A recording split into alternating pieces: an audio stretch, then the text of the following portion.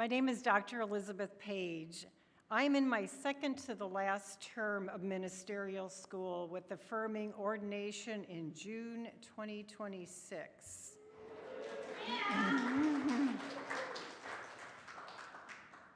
A couple of weeks ago, my friend and colleague, Dr. Reverend Kristen Cherry, reminded me that when we give Sunday lessons here at Unity, our inspiration comes from the scripture.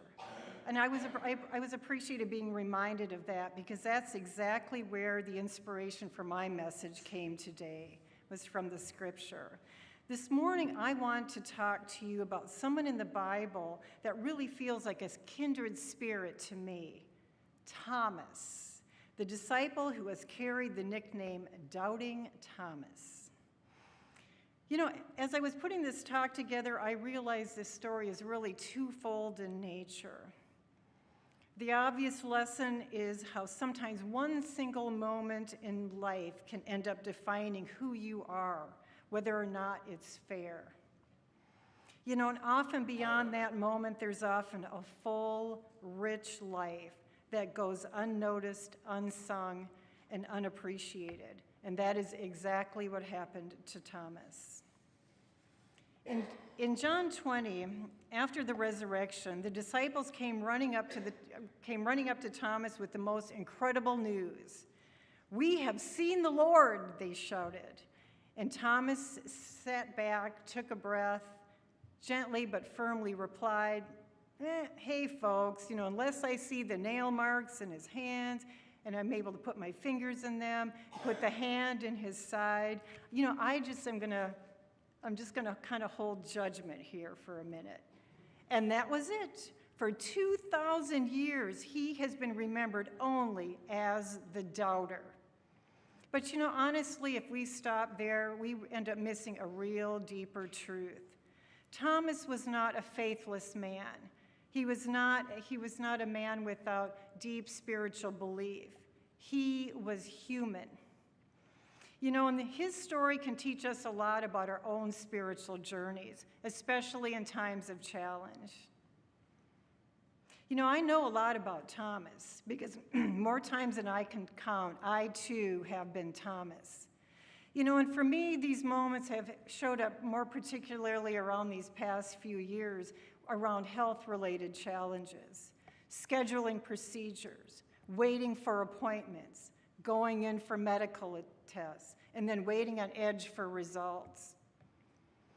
When I've taken time to meditate on these situations, I have received clear, distinctive knowings, insights that were definitely not for me. These were unmistakable moments of spirit, quietly but firmly letting me know, you're going to be okay. Sometimes they came during meditation, sometimes as a quiet inner voice, sometimes as reassurance from a kind technician performing a procedure, sometimes a word from a friend. One time it was from a Jiffy Lube sign, and even ChatGPT. And despite these clear messages, you know what I did? I continued to doubt. I second-guessed. And I've also let other people's fears and questions creep in along with my own.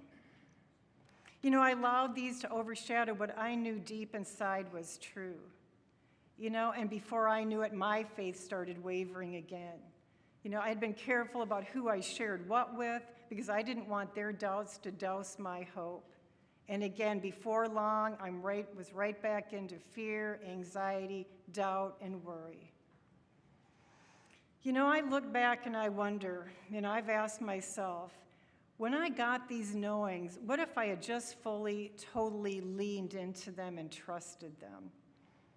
What if I held on to that Christ presence within that was saying, it's not coming back. You are safe, and you are held in Spirit's hand.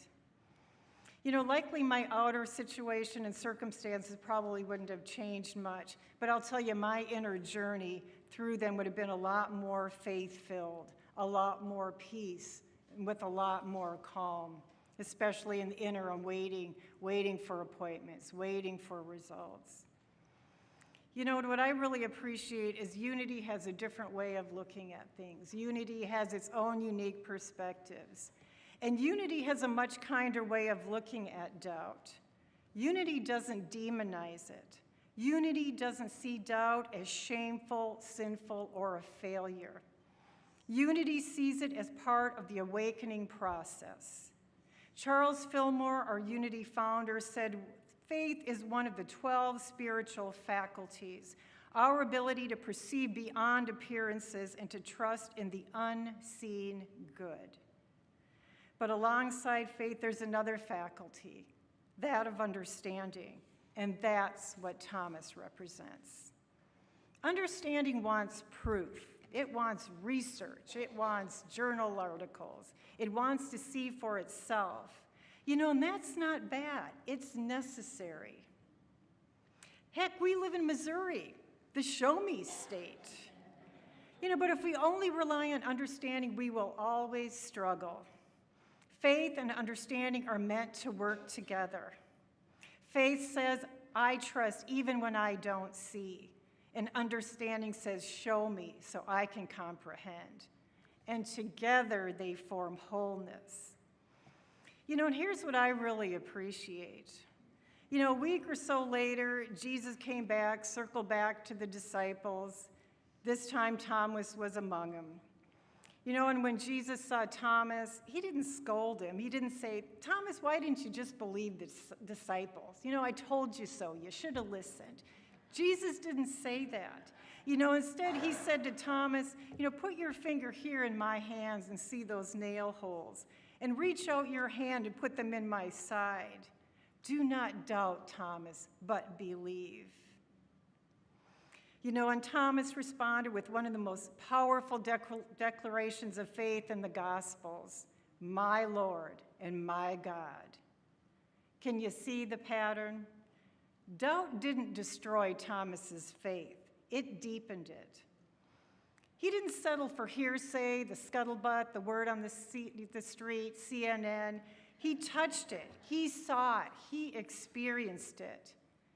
And from that experience came a deeper faith, one that no one could take away from him. You know, and when I look at my own Thomas moments, I see the same grace at work. Even when I've doubted, Spirit keeps meeting me exactly where I'm at. Even when my faith has grown shaky, my Christ consciousness doesn't scold or abandon me. "I told you once, why didn't you just believe it?" No, it's as if Spirit says, "All right, you need more reassurance? Well, here it is. You need yet another reminder on top of the ones I've already given you? Well, here you go." And eventually, like Thomas, I will come back to my faith. I can see clearly again, and I can say, "My Lord and my God." Unity's Metaphysical Bible Dictionary says Thomas represents the power of understanding. Understanding is good. It grounds us. It helps integrate truth. But if we depend only on understanding and we demand proof for everything, we say, "Unless I see, I won't believe." Faith, by contrast, steps out and the proof appears. It rests on the inner knowing. So in each of us, I say there is a Thomas. That part of us says, "I need to see it before I'm going to believe it." And there is also the Christ presence with each and every one of us that says, "Peace be with you." And when the two of those meet, we don't lose faith. We gain a faith that's both experiential and deeply rooted. And at the start of this talk, I said the story was twofold in nature. There's the part of us that gets into doubt, and then there's the part of us that gets into doubt, but what happens if that's where we stay stuck? When we keep replaying the same doubt loop over and over and over, we fail to see the goodness of our accomplishments, the hope in our future. We're reminded of this by the rest of Thomas's life story. You know, after that moment of doubt, Thomas didn't just stay stuck there. The scripture doesn't give us a whole lot of detail about exactly what happened next, but tradition and history fills in some of those gaps. The story goes that Thomas went on to become a powerful teacher, a man of faith, and a missionary. In fact, he is believed to have carried the message of Christ all the way to India, beginning and establishing one of the earliest Christian communities in that region. The man once known for doubt became a great man of faith and courage. And metaphysically, that's significant. It reminds us that when we experience doubt, when we question, when we hesitate, that's not the end of our stories. You know, it actually can be the beginning of a deeper, more personal faith. Thomas's moment of doubt wasn't his downfall. It was his turning point that led him into a life of conviction and purpose. And that can be true for all of us.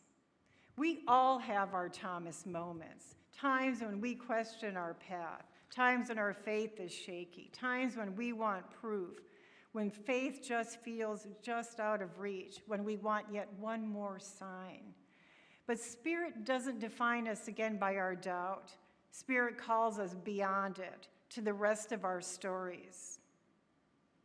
So I ask you, what is the rest of your story? What lies beyond the moment that has tried to define you? What lies when you stop looping the doubts and start living from your divine potential, that place of wisdom, faith, courage, and love within you? For me, this story of Thomas offers 3 invitations. The first one is trust your knowings. When Spirit whispers to you, when you just know what you know, what you know, what you know, don't push that aside. Honor it, trust it, safeguard it, hang on to it, be grateful for that. That knowing is the Christ's presence speaking within. The second knowing is be wise in sharing. Jesus often said, tell no one. Sometimes our sacred experiences need to be held quietly until they're strong enough to withstand the doubts of other people. And remember, Christ meets you exactly where you are. Whether your faith is blazing or flickering, Christ's presence doesn't condemn. It simply says, do not doubt, but believe. So in closing, what if we stop shaming ourselves for our Thomas moments? What if we honored them as part of our process? What if we trusted that every doubt can lead us to a deeper realization from truth? You know, I often wonder how much lighter my own health and life paths would be if I had fully leaned into the Christ consciousness within when I heard the message the first time. But you know what you can do? You know, that opportunity is always present. Every day I can choose again. Every day I can lean more fully into Spirit's assurance. Peace be with you. So this week I invite you to notice your Thomas moments. Notice where you want proof, where you need reassurance, where you ask for just one more sign. Notice where you hesitate, where negative chatter creeps in and where you start to second guess. Well, maybe I'm just stacking cards. Maybe it really wasn't from God. Maybe it was from maybe it was from me. Notice those things and remember the Christ presence is already standing in your heart saying, peace be with you. And I invite you to take just a moment and turn to your neighbor and say, peace be with you.